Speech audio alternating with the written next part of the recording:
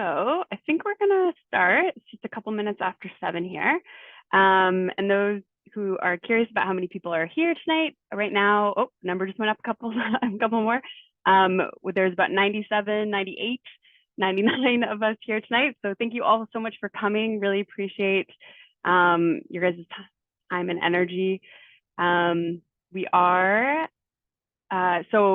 welcome everyone. Thank you for joining. Myself, Jillian, William, and Morgana. This is the first of 2 webinars on freshwater. And I would just like to begin by saying that I live in Esquimalt, Algonquin People's Territory, also known as the Songhees and Esquimalt Nations. Both their communities are just a few kilometers away from my house. And I see members in the community and in the neighborhood, and yeah. So I've worked for Islands Trust for just 5 years, actually, 2 weeks ago, 5 years ago. And I've had a number of roles throughout the time. And tonight I will co-host and supporting the administration side of this webinar, along with my coworker, Morgana, who's going to be supporting the Q&A portion. And before I introduce our speaker, our presenter this evening, I would like to go over some quick housekeeping.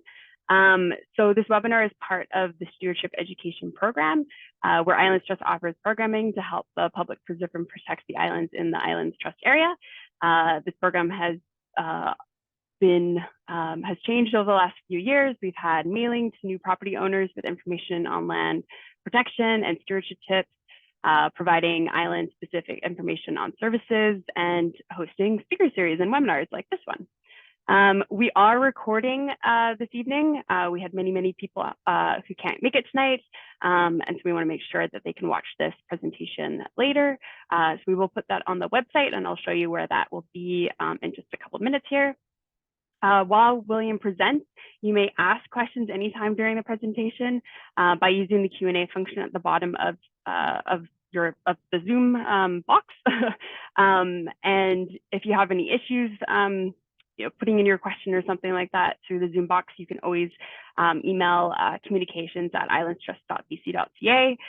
Morgana will be will be receiving those emails, but we prefer you to use the Q&A function. It's just a little easier and a bit more manageable on our end. We advise that you ask general questions on this topic, as staff will not be answering any questions in regards to individual local trust applications. We may paraphrase your question or slightly alter it to make it more general, as well as when questions arise for this webinar, we'll be posting to the website with answers after the presentation. And I'm just going to do a little quick show you where the recording will live on our website. So that'll go, let me just share my screen. So that will be, hopefully everyone can see that. So the stewardship education, so it's under programs, stewardship education. And then this is just a little helpful tool that shows the 2024 webinars. It has the information about tonight's webinar. It will have information about the Q&A. And then we also have, this is a plug for also our second webinar, a part of the water series, and that's happening in just less than 3 weeks on February 13th, so you can register there. And then you can also look at past webinars that the program has offered, dating back from 2020 when we first started this program.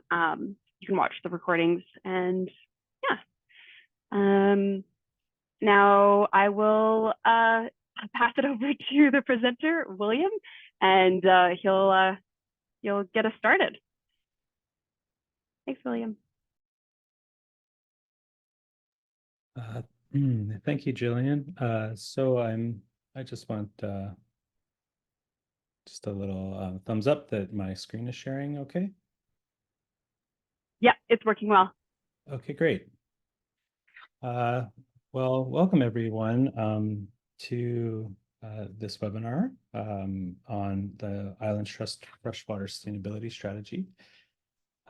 My name is William Scholba. I am the Senior Freshwater Specialist at the Islands Trust, and going into my 7th year of of employment here, and yeah, my third term, third political term, and it's been quite exciting development in undertaking a organizational approach to the freshwater sustainability initiatives that have been occurring at the Islands Trust, indeed, since I started. But prior to that, there has been a lot of involvement and from the provincial government as well as regional governments and the Islands Trust in the Islands Trust area. And I'm quite honored to share this strategy with you today.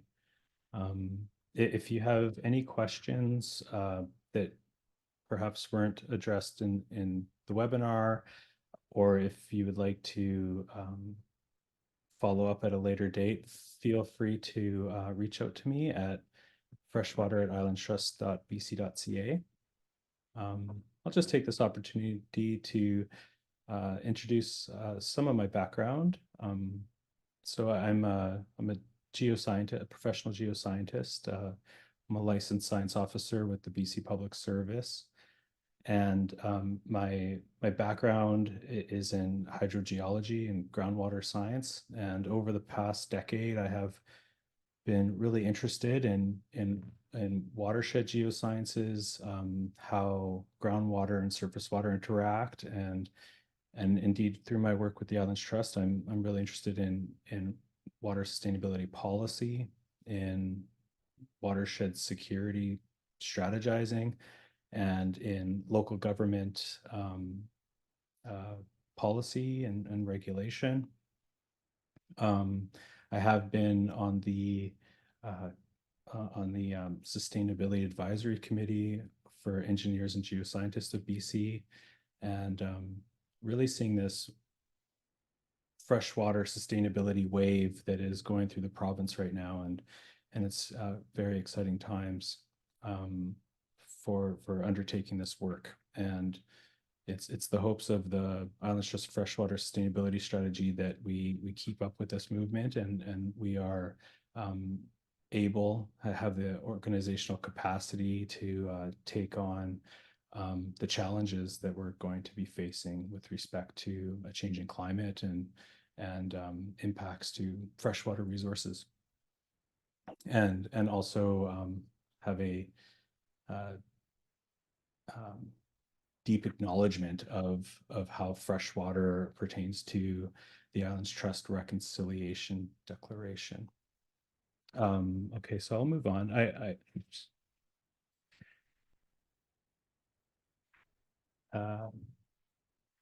So I like to begin my presentations with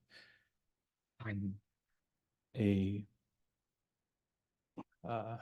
I guess a reflection on the object of the trust. Indeed, it's what drives my my work here at the Islands Trust, and directs me in taking on the initiatives and advocacy work that I undertake in my role. And indeed, it is embedded in the development of the Islands Trust Freshwater Sustainability Strategy. I won't belabor you by reading it. You can read it as well as I can. What I do want to focus on is in the latter part of the statement that you know, the Islands Trust is striving to cooperate and coordinate with other levels of government, with First Nations, with organizations in the Islands Trust area, water champions, as well as individual residents of the Islands Trust area, and researchers, and I've been a benefactor of all of these folks and organizations that truly care about the Islands Trust area, and are interested and tirelessly provide volunteer efforts to not only the Islands Trust, the organization, just preservation and protection of freshwater in the Islands Trust in their own community and in the ways that they know how. I would like to this beautiful illustration here was developed by our in consultation with our traditional knowledge keepers who participate in the development of the Islands Trust Freshwater Sustainability Strategy. And just want to take this moment to express that I'm humble and grateful for working and living in the Islands Trust area. I'm a current resident of Salt Spring Island, and which has been home and territories for Coast Salish peoples since time immemorial.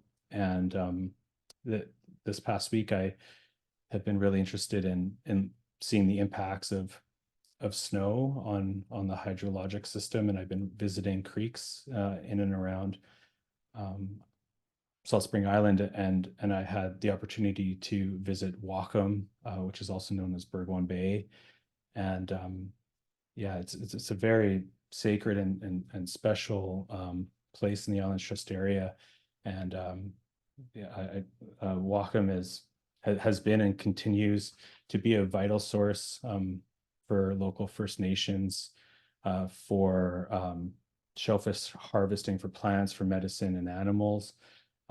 It serves as a significant landscape for cultural and ceremonial purposes. And prior to contact, the Indigenous people of Wacom lived in reciprocal relationship with the land and harvested from the abundant natural food systems and tended to the land and the waters with great care. And I'm just humbled every time that I could go and experience this beautiful place as a visitor.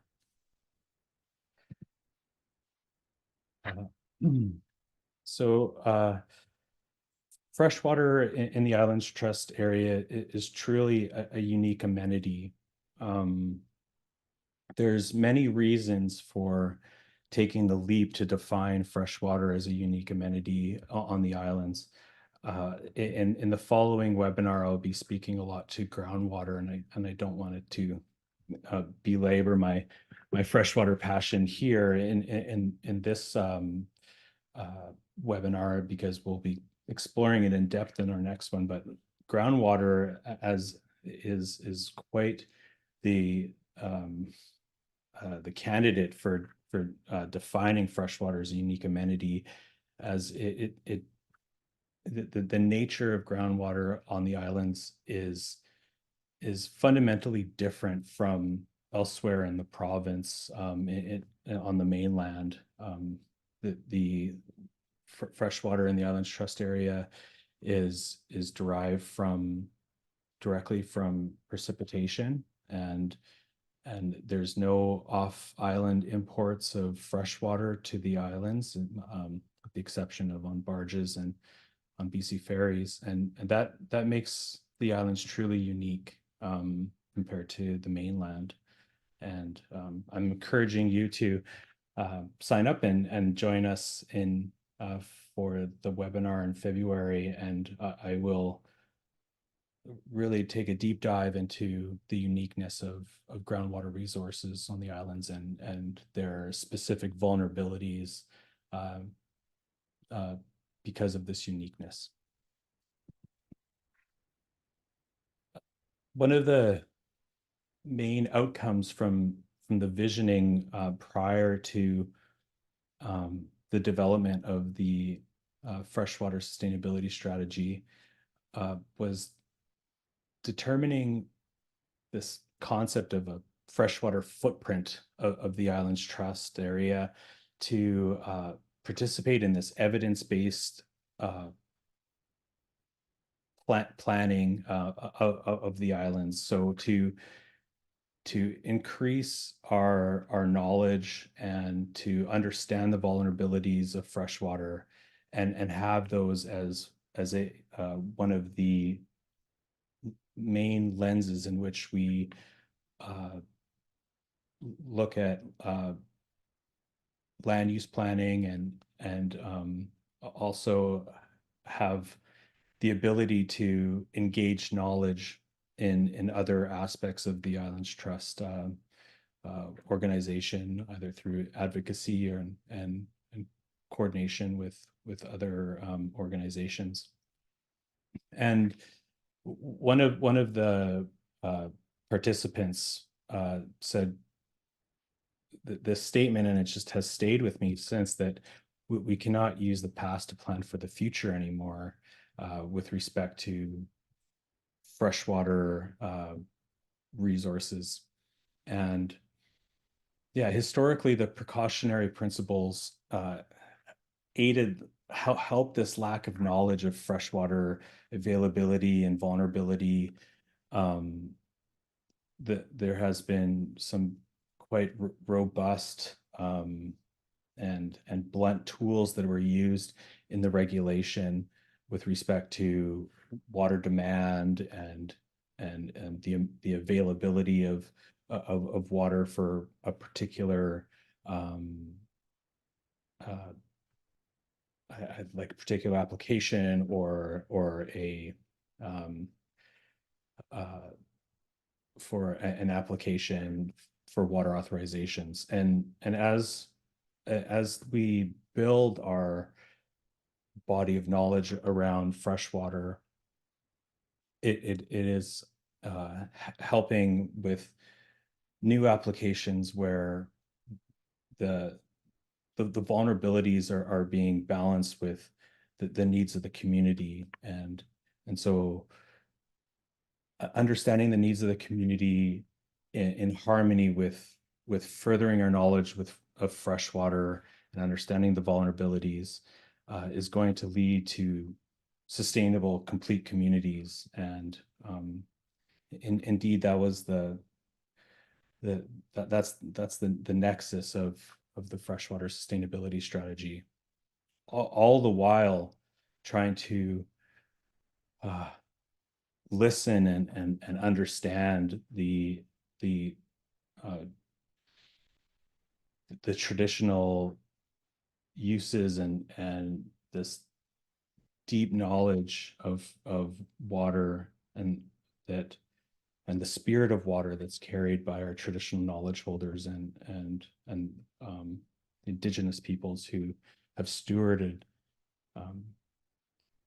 this resource since time immemorial.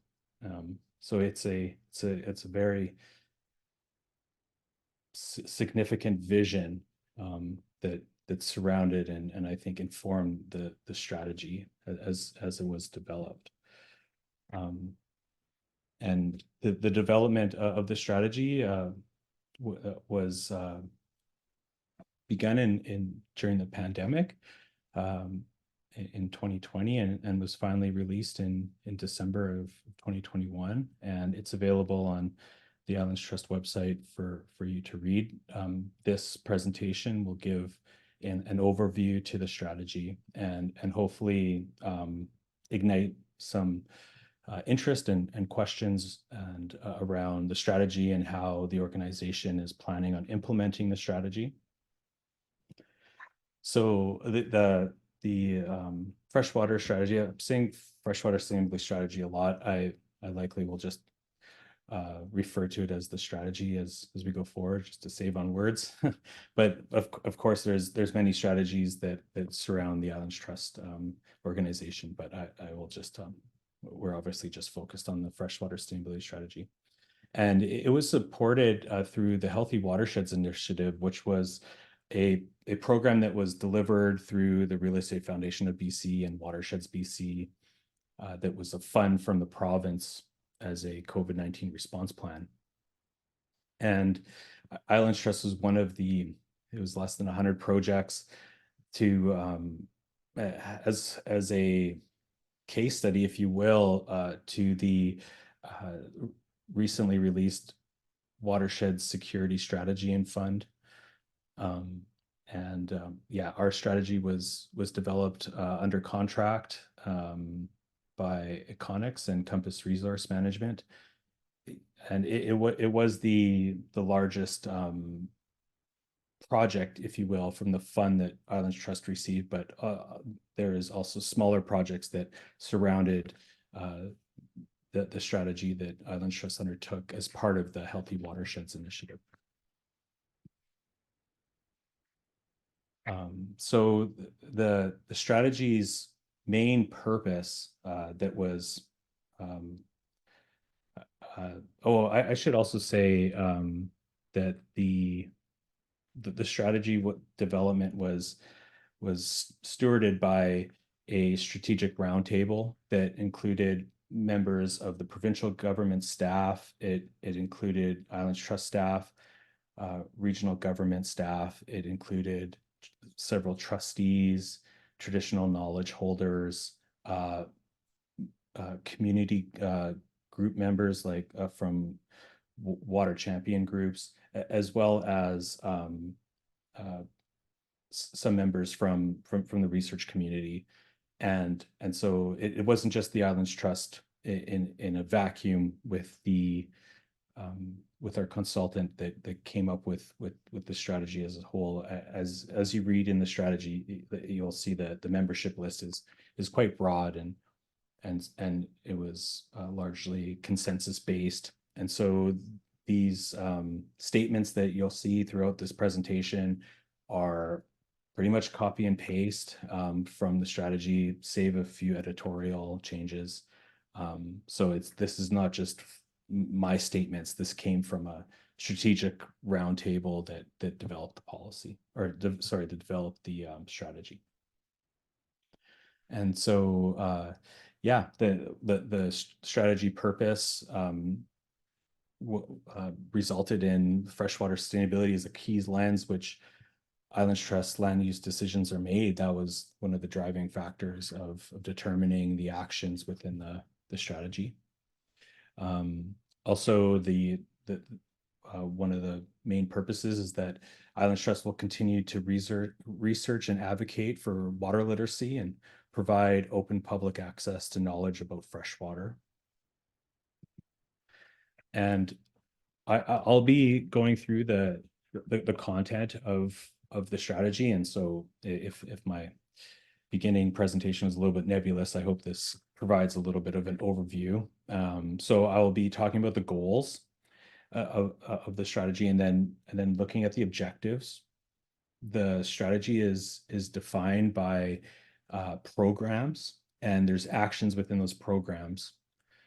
And then following that presentation of the content, I will be touching upon implementation strategies, or implementation planning, sorry, and then provide just a quick demonstration of the freshwater atlas that is currently in development. It's not complete yet, but I'll be just providing a brief overview of that project, and then we will go into a question and answer period. So if as I go through the content, feel free to provide the questions in the chat, as I see many have already done so, and hopefully we can get to all the questions. So I'm going to rapidly move through this so we can give the most amount of time for questions. Just a point of order, we're almost at 7:30 here and on time. As you see on these slides, just to orient you, there's this heading here, strategy content, and then over on the right-hand side, the left-hand side, you can see that the topic is goals. And so a main goal of the strategy is to protect ecosystems and the overall health of watersheds and groundwater in the Islands Trust area. Another goal is to preserve or enhance quality and quantity of drinking water sources for current and future residents. So this is a particular focus on drinking water supplies. A significant goal is to collaborate with First Nations and Indigenous organizations to create an understanding of cultural and spiritual values of water and how they interrelate to ecosystems and community well-being. we through the development of the strategy, having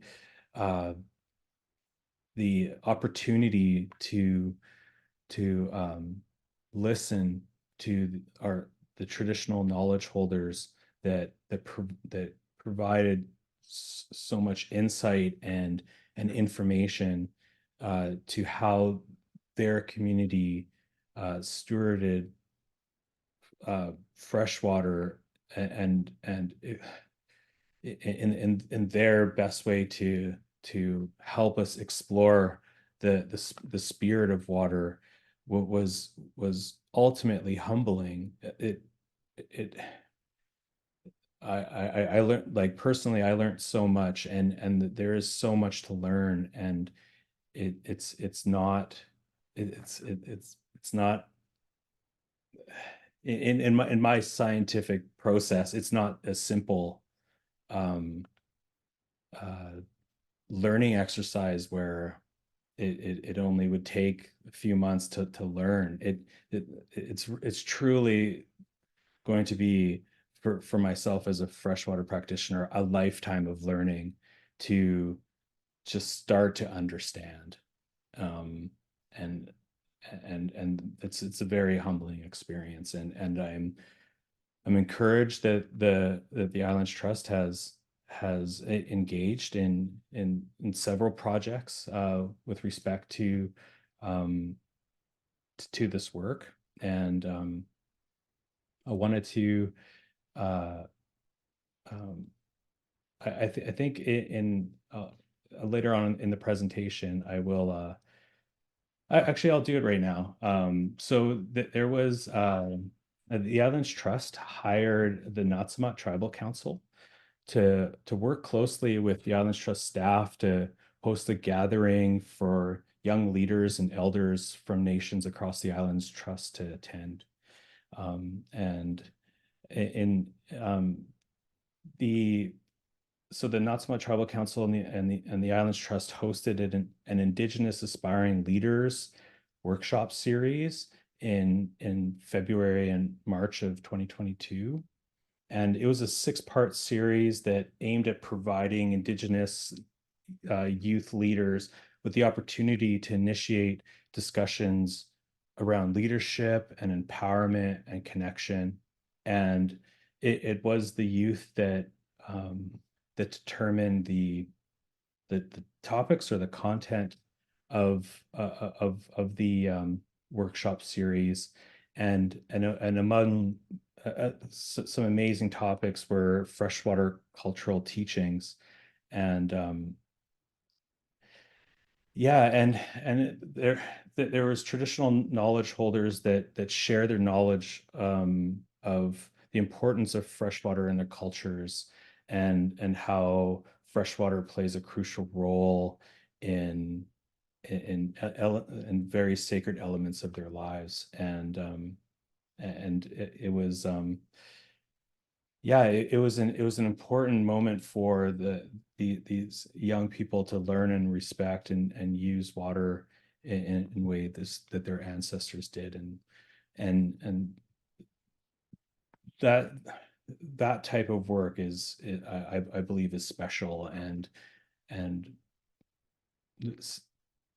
and having the strategy uh, to help facilitate that type of work, I believe is really important, and the Islands Trust organization and those who are cooperating with the Islands Trust um, through the strategy, I hope can find future projects and initiatives that are similar in scope, and I would like to there's many staff involved in here, but one of the main staff members is Jillian Nickel, who provided the intro to the freshwater sustainability strategy webinar today.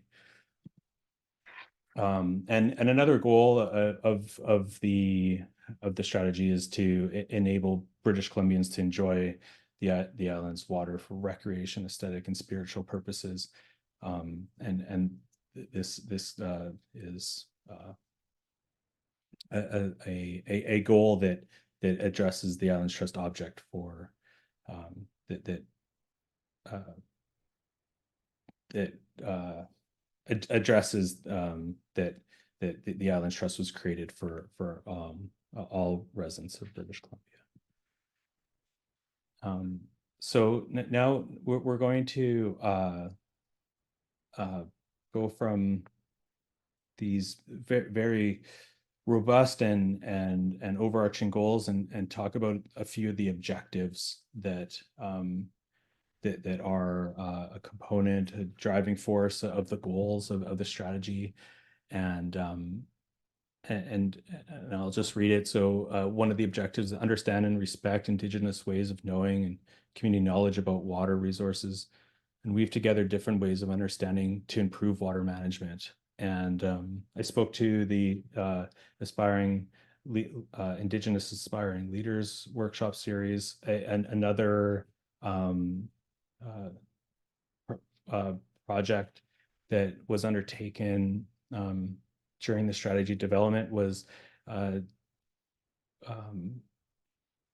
creating this film called What Water Tells Us, and it's available on our website under the freshwater programs page. And I'll just quickly go to that right now. So if you go to our webpage, islandstrust.bc.ca, and if you go to programs, there's in the drop down, there's freshwater sustainability here. And within this page, you can view embedded, or you can click on the link, the little YouTube link, and watch it within YouTube. And this is the video that was created. Yeah, and just since I'm here, for your reference, the Islands Trust Sustainability Strategy is located within this drop down, and you can read the full strategy, either download it or just view it within the web page. So this work that we did with traditional knowledge holders, again, was such a wonderful experience for the Islands Trust staff, and I believe it was a good experience for the traditional knowledge holders to have the ability to share, and it was a collaborative effort to capture the film. We used one of our co-op students at the time. Michaela is a filmmaker, and right in the corner of the screen here, you can see Narissa Chadwick, who is a photographer, and I'm by hobby a audio engineer. So those are all my microphones, and it was a fun way to undertake the film too. It was really on a budget, and I think it turned out really well. So I encourage you to watch it on your own time. Okay, another objective is to use the best available information to protect watersheds and water resources in land use planning and development decisions. This is a photo here of a groundwater well, a really old one, and there's a monitoring device that was installed within it, and this is part of the what was a pilot project on Salt Spring Island on measuring groundwater levels over a period of several years. And the richness of data that has come from that has already landed in land use planning and development decisions, and has also played a very significant role in determining water balance. There is a water balance assessment done on Lake Weston on Salt Spring Island, and this work played an integral role in that. And we collaborated with the Water Preservation Society of Salt Spring Island, where they're undertaking a freshwater what do they call it? Freshwater catalog, where it's a community-driven data collection, community science project that's headed by the Water Preservation Society, and they provided data towards this project, and the Islands Trust did, and it was a project of the Capital Regional District. And this collaborative effort of sharing data and sharing knowledge, and a mix between professional consulting to government staff to volunteers getting out there and hip waders and walking up creeks and taking data. It's that's the nature of undertaking work on these islands, and it's something that needs to be facilitated, and to make that type of research more robust. Another objective is to improve information and knowledge about the quality and quantity of water resources. So I spoke to it a little bit there, where sure, we need this collaborative effort, and there's volunteer efforts, but there needs to be some significant long-term monitoring programs. The province has a history of providing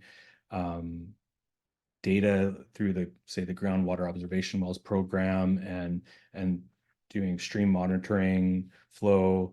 The coverage, albeit, is on a provincial scale, and to understand the changes of these of the unique ecosystems of the Islands Trust area, and to understand the impacts of land use planning. The resolution of information and knowledge needs to be increased, especially around data gathering and monitoring programs. And so coordinating with the regional districts is really important, and that's a major objective of the strategy. And just to say, this beautiful photo on the left here is part of this Salt Spring Island monitoring program, is that we also monitor lakes, and this is Bullock Lake, and that weird kind of cylindrical thing is a data logger that samples the lake level every 10 minutes, and this is me downloading it on the dock on a beautiful day out on Salt Spring Island doing my work. And just to round off the objectives here, so just three quick ones. So increase public awareness of water efficiency, stewardship of watersheds, groundwater and drinking water resources. And we obviously will do this through outreach programs like we're doing right now, through webinars, but also in coordination with our partners. And that leads to the next objective of improve coordination efforts among various governments and agencies with authority over water resources. So investigating how we share data, and how data collected by other governments will inform land use decision making, and breaking down silos that exist within those authorities, and enable integrated decision making that considers cumulative effects of human activities and climate change impacts on the water resources of the region. And cumulative impacts is quite the hot topic right now in the province, and there's some really good work that's occurring with respect to cumulative impacts of industry on freshwater resources. If you're interested, you can investigate the Blueberry First Nation cumulative impacts initiative that's happening right now. It's really defining the way that the province is going to work with First Nations and Indigenous knowledge holders to consider decision making and around cumulative impacts of human activities, and it's really should be a driving objective of the actions that are contained within the strategy. Okay, I'm just gonna catch my breath here, and yeah, we're making good time. We're almost at 7:45 here. And yeah, I'm drinking water from my groundwater well. And after the last snowfall, looks like there's a little bit of tannins in my well. So I have to look at that water quality a little bit more. Okay, so as I said before, that the strategy has been like the goals and the objectives have been framed around these 4 programs, and it's possible that these programs will be flexibly changed over time. Perhaps there's different approaches that the Trust Council would like to take to address the goals and objectives of the strategy and realize the vision of the strategy. But for the time being, these are the programs that are the umbrella of several actions that have led to significant projects, but that staff have undertaken. And so we have the Groundwater Sustainability Science Program, which is, I mean, it was the actions and the projects within that have been occurring since I began my work here in 2017. So several years before the strategy was finalized, but yeah, the work that I've done has supported the overall progress of that program. And then we have the Sustainability Science Program and the Cultural Knowledge and Engagement Program, and then a reporting program on the strategy.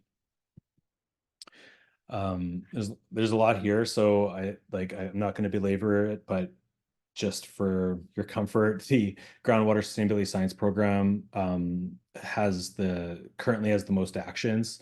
And so they are to improve data management, to develop long-term monitoring programs, to collect data and inventory on groundwater resources, to continue groundwater recharge potential mapping, which was finalized this year. So I'll be talking to that in the next webinar extensively.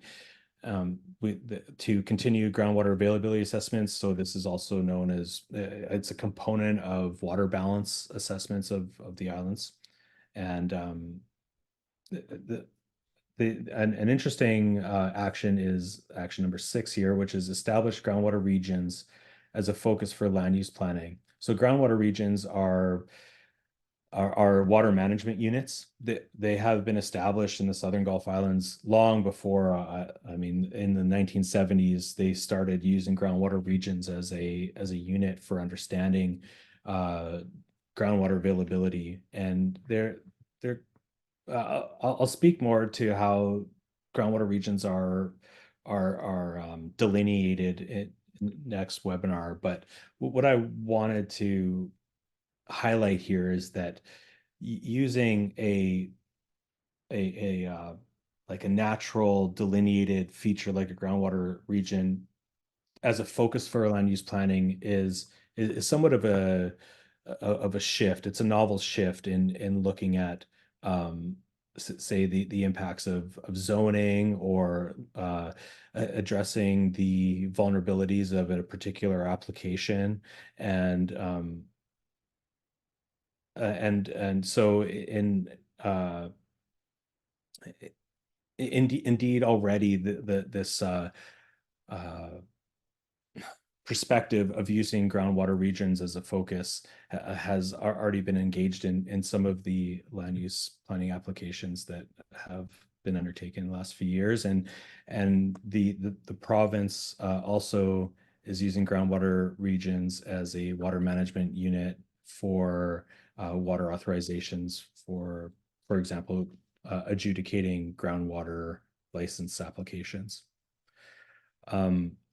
Yeah, to integrate water availability and vulnerability information into land use policies and regulation, and this has been done already. The work that the projects we have undertaken in groundwater recharge mapping potential and some preliminary groundwater availability assessments in the Southern Gulf Islands have led to uh,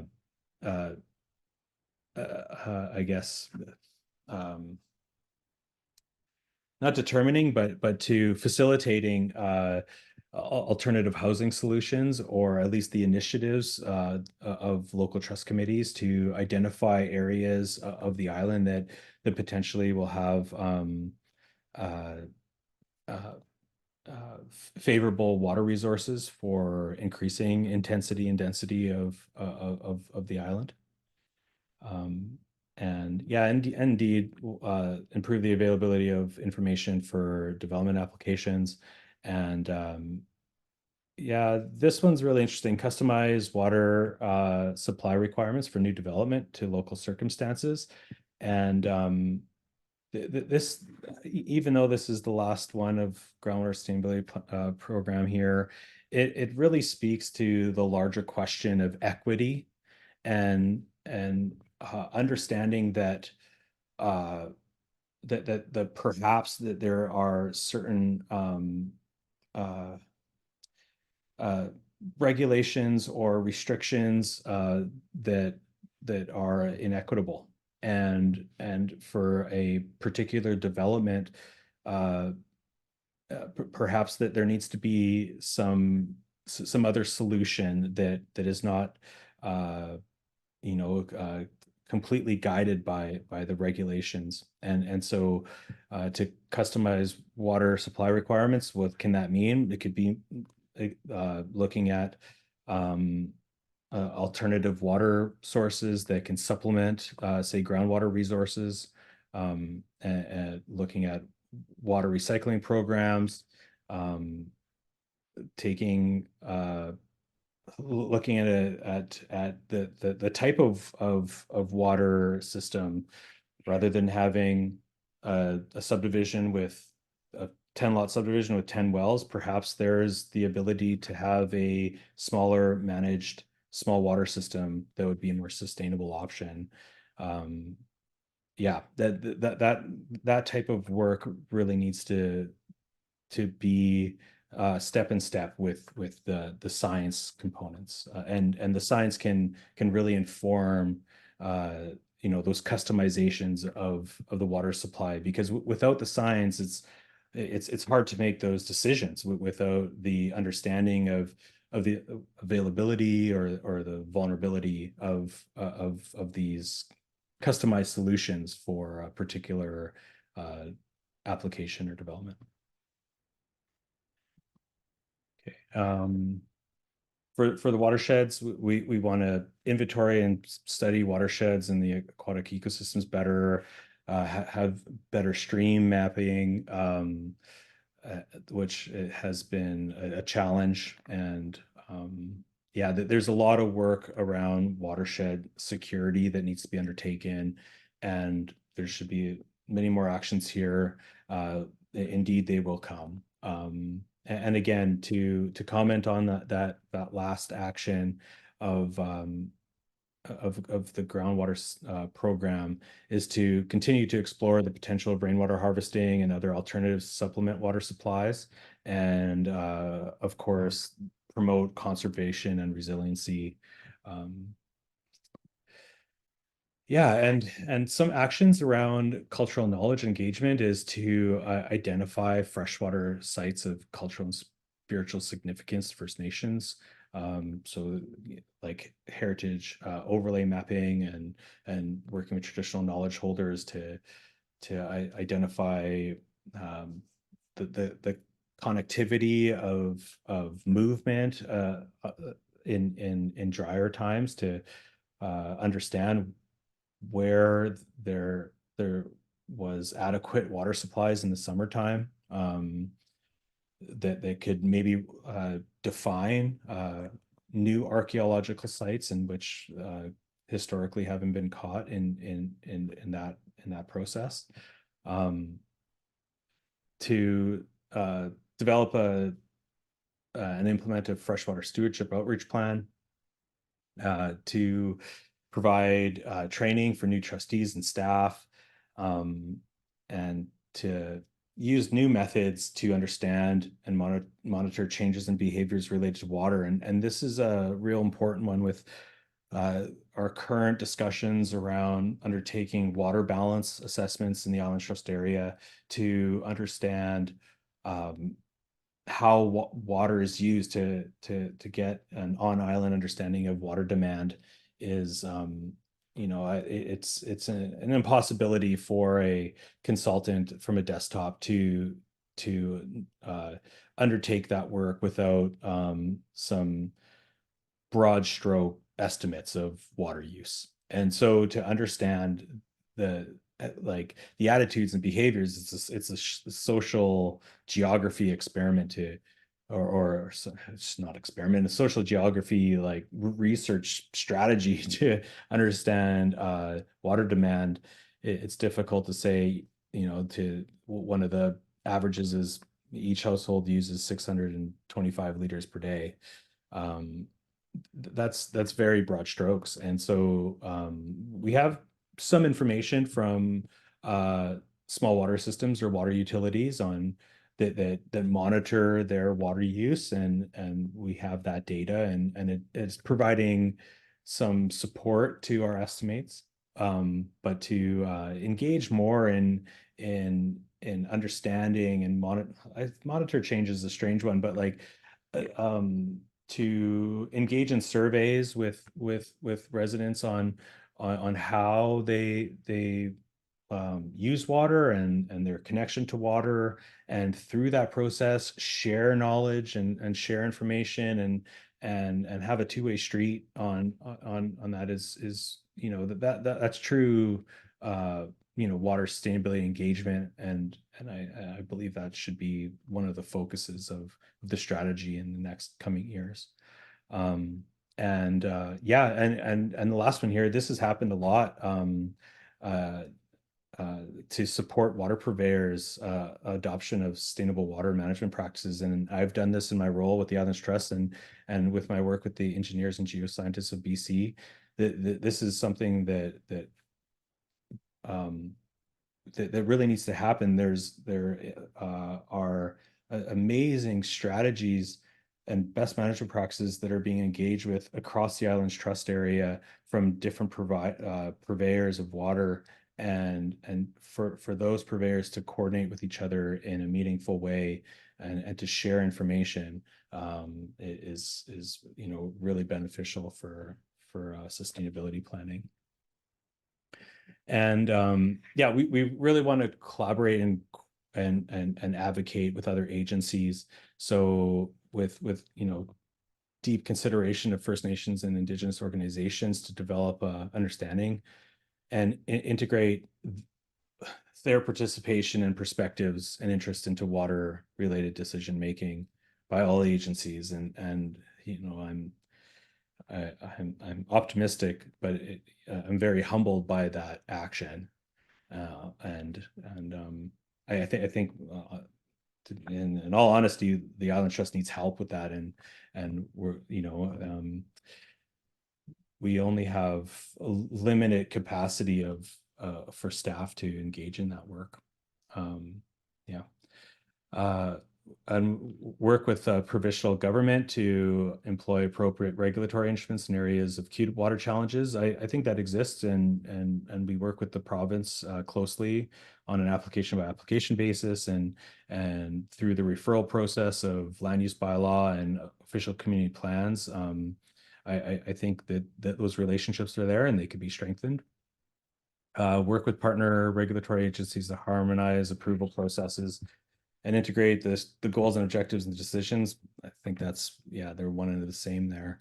And yeah, work with partner agencies to manage water use. And I spoke to the example case of the Lake Weston water balance, and there it is, like through the Salt Spring Island Local Trust Committee, with the provincial government, and through an on-island water champion of the Water Preservation Society. it was a combined effort to work with our partner agency, which the lead agency was the Capital Regional District, to facilitate their work to help manage the Fulford water system into the future.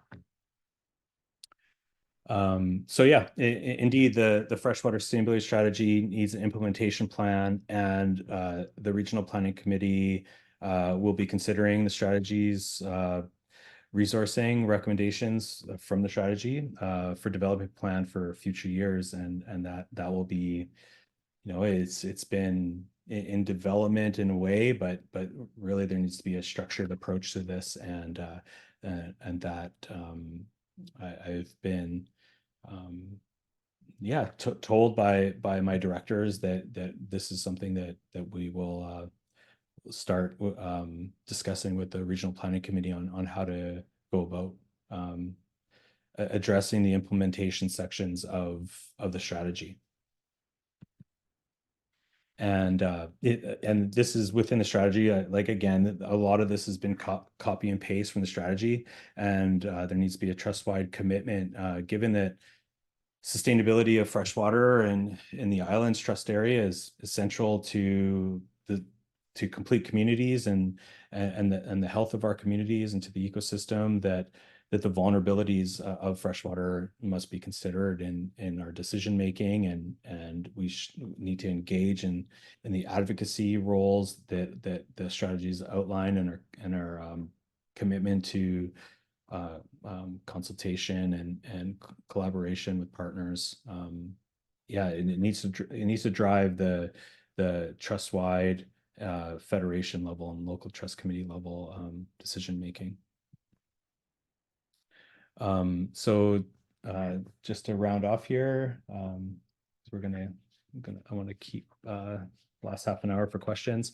Yeah, we're going to develop a plan that hopefully identifies the responsibility of the RPC, the Regional Planning Committee, Trust Programs Committee, Trust Council, and Islands Trust staff. And we're going to continue doing the work that I spoke of earlier. Yeah, and this is just laying out the actions that I spoke to, and to strategize to have these organizational actions. Okay, so yeah, so that's the end of my presentation. I am going to just give a quick demo of the Freshwater Atlas. It, like I said, it is in development still, and so yeah, I'm not going to belabor this. I will get into the like more how the atlas will be used in the next webinar, because essentially I'll be presenting all the data from the groundwater program using the atlas. But essentially the idea of the freshwater atlas is to start collating the freshwater data that has been developed over the course of the strategy, but also collating data from the province. So here, this is looking at the wells data from the province, and some analysis that we're doing now is looking at this is well density. So as you see here, that the high density is lighter colors and low density is lower colors. As the atlas becomes developed, like, you'll be able to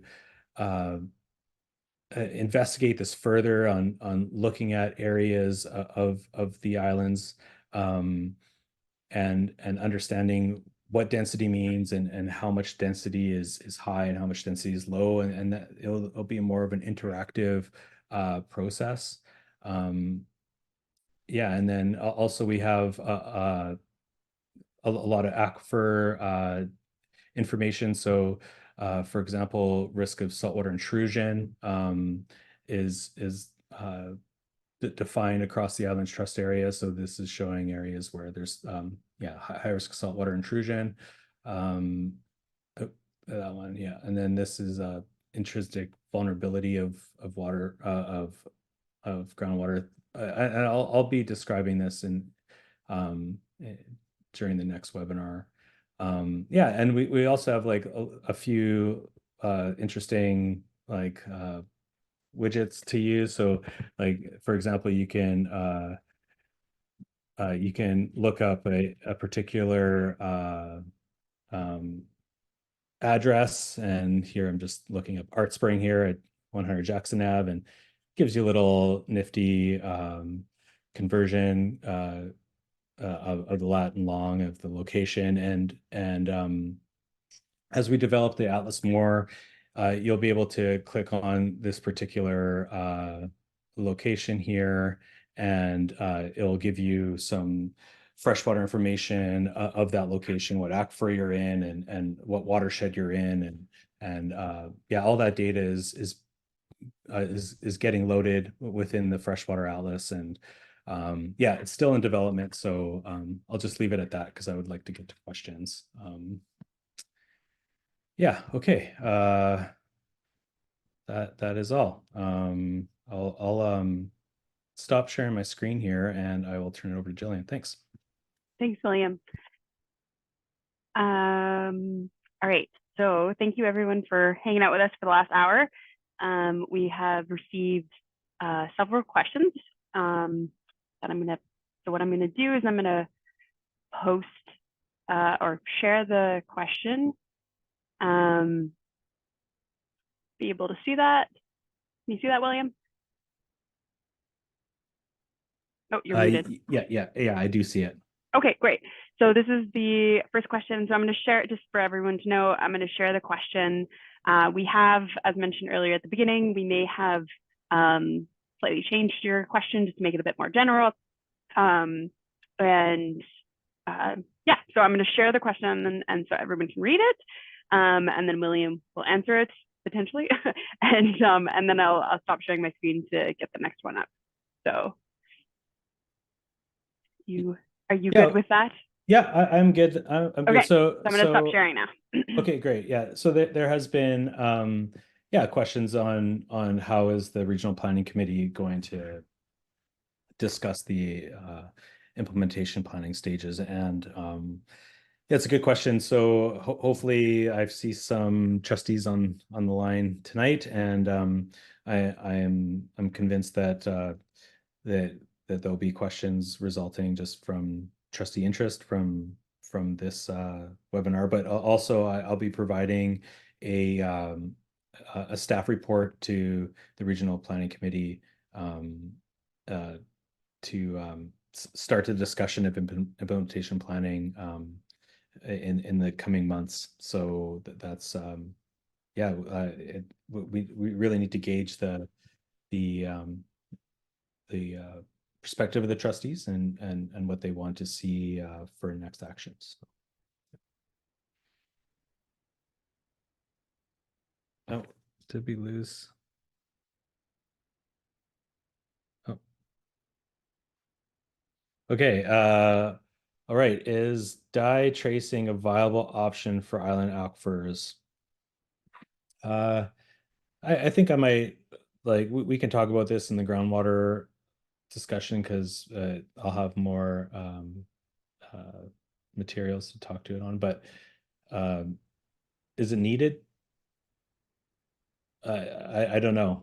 I would say like from a hydrogeological perspective that I think that there's other ways to investigate what similar outcomes from dye tracing that we have right now with other type of science, including three-dimensional mapping. We've used machine learning to understand how depths of fractures and the nature of fractures, and so I think it would just depend on what question is being asked if dye is a viable option for addressing a question. But yeah, I to my knowledge, there hasn't been any published research on that in the Islands Trust area, but I could be wrong. And so this is another question from previous trustee Keys. Thanks for that from Gabriel. Should a pump test on nearby wells in the same rock formation be done to better determine a well's capacity? So a well's capacity is even though it's in the same geological unit, wells behave differently.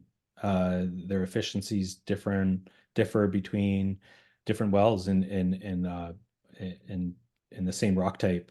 But during if you're determining the well's capacity, say by way of pump test or monitoring nearby wells is the only way to determine the storage of aquifers. To just pump test one well and to not have observation wells is a missed opportunity, because that's the only way to determine the storativity of an aquifer. And we can dive into that a little bit more next webinar. Thanks for those questions. Right, just about to share the next one. There you go. Thanks. This one's from Alex.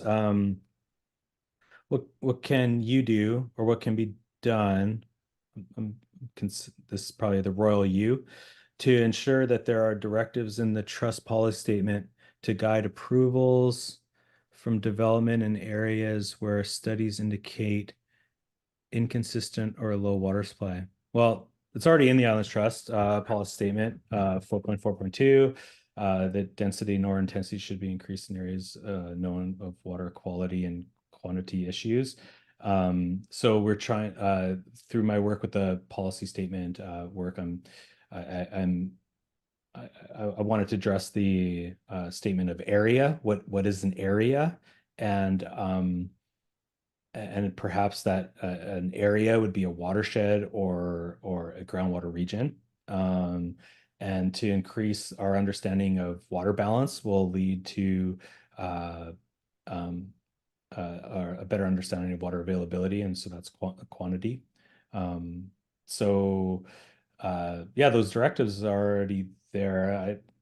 And so yeah, just I think the strategy itself supports the current trust policy statement. All right, here's the next one. Okay, also from Alex, will you encourage the groundwater wells and aquifer authorities to work with the health authorities to ensure the standards are aligned in the issues of groundwater license and in the okay, so yeah, I mean, this is a good question. Actually, I think I like having it up on the screen a little bit longer, but Okay. yeah, that's fine. So yes, it's worth I guess an outreach initiative to really lay out the roles and responsibility of water, land, and resource stewardship ministry to the Ministry of Health, to building code and building permit of the regional districts, and how Islands Trust is involved with that with respect to the flow of water resources for a particular project. And that has been done on many rezoning applications.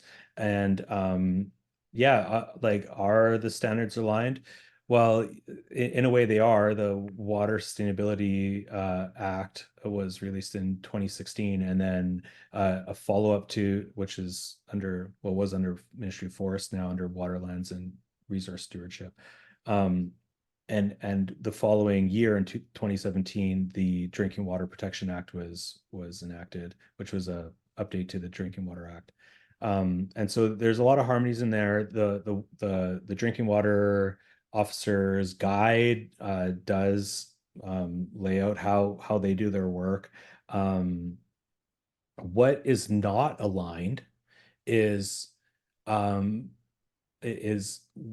a groundwater license is adjudicated and then granted, that the land use planning of protecting the the groundwater recharge is usually disconnected because that's on the local government side. So that's where we really need to engage with the province and determining strategies to protect groundwater recharge. And yeah, and also to in the prevention of overuse. Yeah, monitoring to engage in monitoring programs in ways that are possible, and in several rezoning applications, monitoring has been a component of the requirement of the rezoning application. Okay, So here's the next one. cool. Sir, lofty questions. Okay, accuracy in determining freshwater availability must include up-to-date data and projections that integrate future and development potential climate crisis into the assessments. Will these constraints be? Yes. Okay. So water budget, water balance, they're synonymous. I like the term water balance because water budget is just an accounting tool of seeing how much water comes in and out. And then sure, yeah, like looking at build out, which is this undeveloped statement and climate change. But water balance is balanced approach of how and the equity of water planning, addressing yeah, future use and the availability of water based on build out. And those indeed are fundamental elements in undertaking a water balance assessment. Okay, let's show the next one. Okay, go. You can read about it.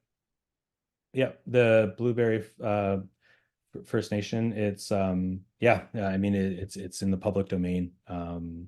Yeah, just yeah, I would encourage you to research it a little bit more and can yeah, there's a lot of activity happening with that initiative. Feel free to send me an email. And we'll show your email at the end again, as well as the next webinar. I know somebody asked that question when the next webinar is. We'll show both of those at the end. Yeah, right, cool. I like this question. Who is this? David. Great question. How will groundwater regions on the islands connect to the provincial aquifer designations? Cool. So groundwater regions are a kind of a sub-region of aquifers. So for example, Galliano Island is mapped as one aquifer. There's just one aquifer map for the entire island, but there are more than a dozen groundwater regions that have been defined. It's maybe 16, but I just don't want to say an actual number. Less than 20. And so, yeah, and I'll talk more about that in the next webinar. But yeah, that's the best I can say right now. That the aquifers have been mapped, but that it's really broad strokes, especially in the Islands Trust area, and so the regions are sub regions of those aquifers. Okay, next one coming up here.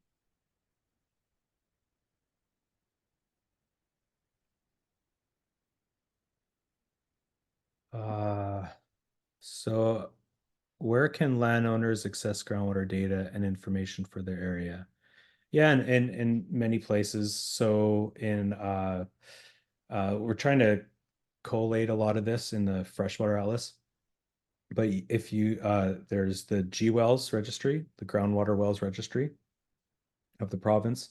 The water resources atlas of the province has some really great data that you can go in and see like all of the groundwater wells in the area, of course, but then also if they're licensed or not and license works.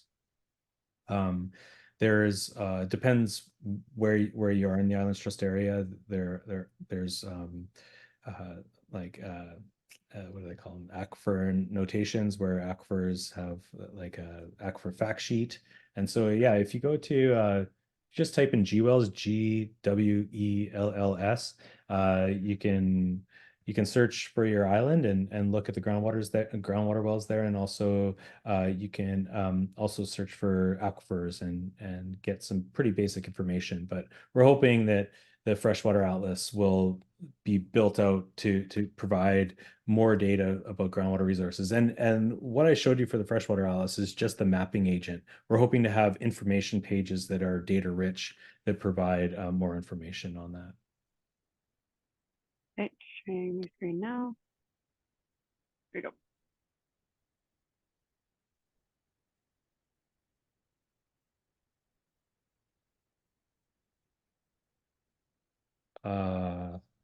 Well, water systems are designed hand in hand with their development. So, yeah, this is a question that is, I need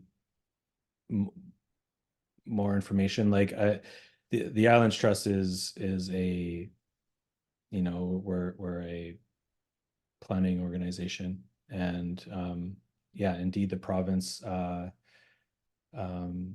is the governor of small water systems. So, for example, if there is a development that is looking to use groundwater for a small water system, then yeah, if it's a rezoning process, Island Trust is involved with there to understand water requirements around the water system, to adjudicate whether or not that rezoning is meets the policies and regulations of the organization. And yeah, so I mean,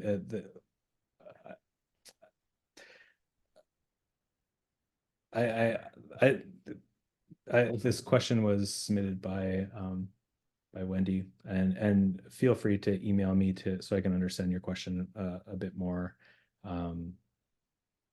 Yeah, like if the Island Trust doesn't have the ability to override provincial requirements. So, but the Island Trust has participated in rezoning applications that have unique solutions that included small water systems, including having supplemental water from rainwater harvesting. So that has happened.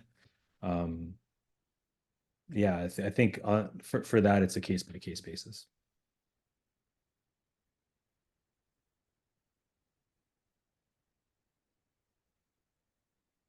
Oh, don't have the time. Water balance assessment. Yeah, it's a great question.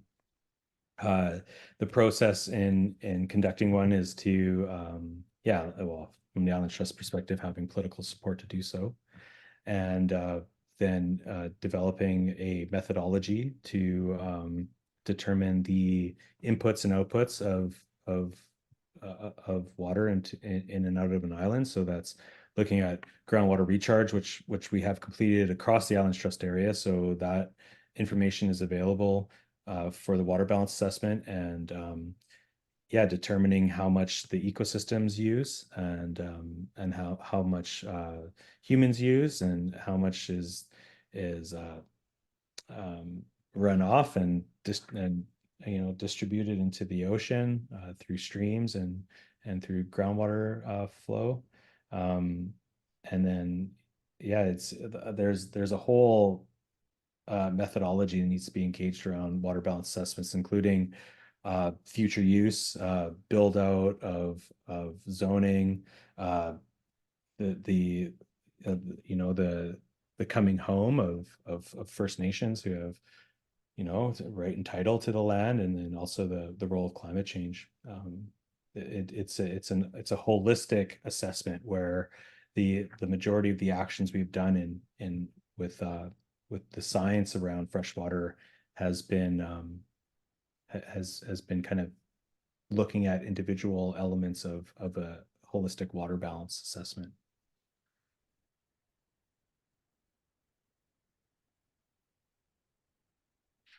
There you go. That's the next question.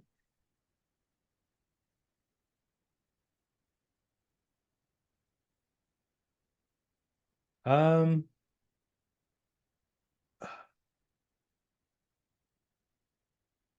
yeah, okay. So can I clarify how the strategy includes rainwater harvesting as a means to achieve? Well, the the strategy doesn't include that. It's an action of the strategy to investigate. And so yeah, the like a simple example is increasing rainwater harvesting for on the increasing rainwater harvesting advocacy for domestic households to collect rain to water their garden rather than groundwater resources is the simplest one I can offer. Yeah, but if you do go and read the strategy, you'll notice that there's these it lays out the actions to undertake this work. The work is not located within the strategy, but there has been great work done by the regional district of Nanaimo's drinking water and watershed protection program around rainwater harvesting, as well as the Salt Spring Island Watershed Protection Alliance, Capital Regional District. There's a lot of great rainwater harvesting guidelines and handbooks, and yeah, to help facilitate the education around that is it will help groundwater resources. All right, here's the next one.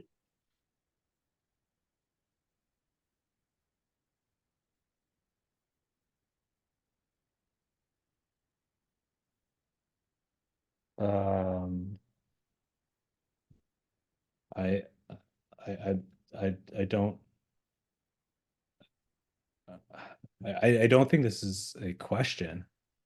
Can I comment on, so it's not Modi's requirement. Modi has different requirements, but maybe they harmonize with the Water Sustainability Act, which the Water Sustainability Act deems a right of 2,000 liters per day for domestic households. Small commercial properties, that is a non-domestic use, so they have to apply for water authorizations to get a license to use that. So yeah, this question is I'm honestly don't know what it's asking for. Yeah, Okay, yeah, let's go to the next one, yeah. and we can do our best to Yeah, maybe answer rephrase that. that. Yeah, you Yeah. can maybe rephrase that question and yeah. What islands are included in the atlas? So all major islands and several associated islands are included in the atlas. Well, I mean, the entire Islands Trust area is included in the atlas, whether or not each island has data on it. But yeah, so for example, the groundwater recharge mapping project has been engaged across all like 13 major islands and a handful of associated islands. So yeah, I mean it just depends on what data is available for the island, but to explore the Islands Trust area, like it's all the islands in the Islands Trust area are located within the map. Whether or not they have data or not Mm. is part of the process, and we're looking at data gaps and kind of triaging the necessity to fill them. Good question. Great. Next one.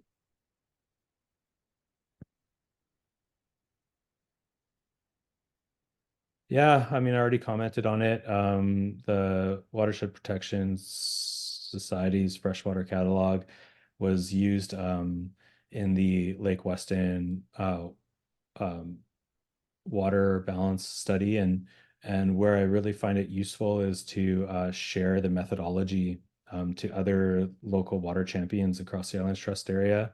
Be really helpful. Perhaps it could be used as a teaching like, have a field trip or something like that from other islands, community groups to share the good information that has been, not just the information, but the methodology and the strategy that the freshwater catalog has done with looking at smaller streams, smaller watersheds that are off the radar of the province and the regional district, and really that type of data is what's needed to close out water budgets, to understand the inputs and outputs of water in the natural environment in these smaller watersheds. So yeah, very useful. For as the data is useful for sure, because we've seen that already, but also just the way of approaching that community science is extremely valuable. Yeah. Perfect. We just have a few minutes left. We have, it looks like maybe 8 more questions. We're not going to get to them all today, unfortunately, but we'll do our best. So here's the next one. Well, yeah, okay. So vision, I was using that word maybe lofty, but like I could the vision of the strategy is let me just go back up to the top just so I don't get it wrong. Yeah, like I mean I would say the vision is to engage the purpose of what was developed through the strategic roundtable, which is freshwater sustainability is a key lens through which Islands Trust land use decisions are made. Yeah. Okay.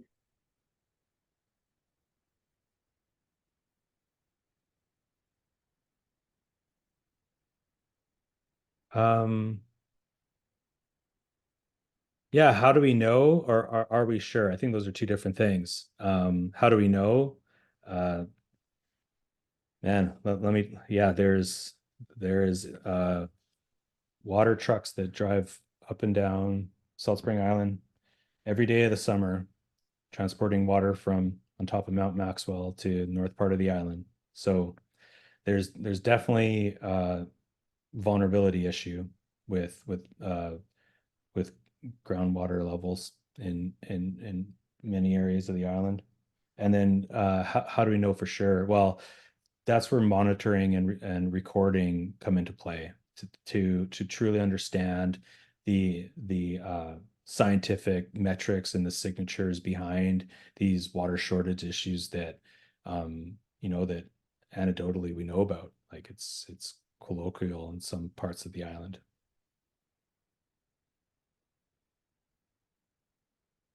Next one. If there's a well that a taxpayer would like you to study, who should they contact? This might be referring to volunteer observation wells, and yeah, feel free to send me an email. Currently, we don't have any open projects, and the regional districts who are currently studying wells, they may or may not be open to monitoring, but yeah, it's always good to know the possibility of volunteer observation well contacts. So yeah, feel free to contact me, and I could I can have that discussion with you. Cool. We're going to go two or three more minutes because we started a little late.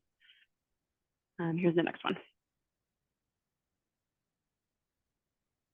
Is there a process whereby the Islands Trust monitors the impacts of permitted or unpermitted industrial activities on domestic water supply?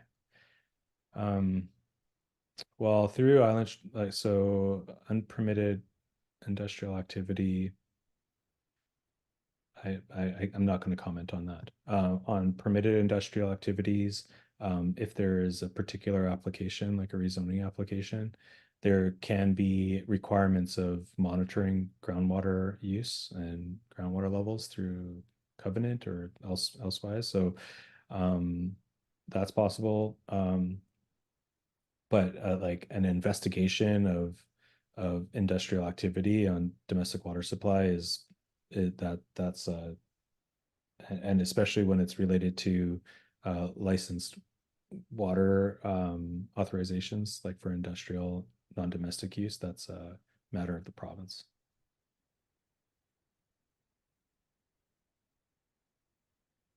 Yeah, great. Yeah, I mean, there's uh, you know, data is king when it comes to understanding how groundwater behaves and its yeah and its availability. So yeah, is there a need? That there's definitely a need. There are better places. And I mean, there's a need to triage places to monitor for sure. Um, what would be the best source of funding? It's hard to say. Like the province has their groundwater observation wells network, and they're moderately funded and moderately staffed, and it takes a lot for them to put on a new well. Um, I think the best funding source comes from regional districts, and through drinking water and watershed protection services.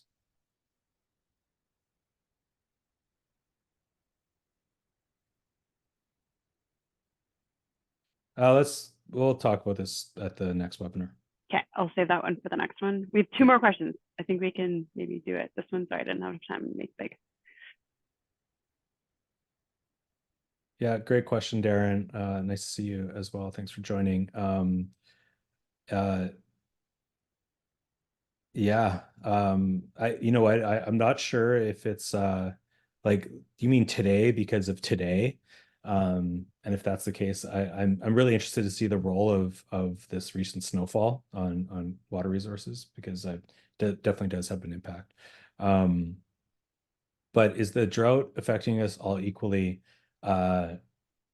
No, and really the impact to groundwater wells are different across, like, even Hornby Island. Um, so that it just leads to the point where, the each groundwater well or each aquifer or groundwater region is experiencing drought or the lack thereof differently. And across the Islands Trust area going to the future, it the the the models are saying that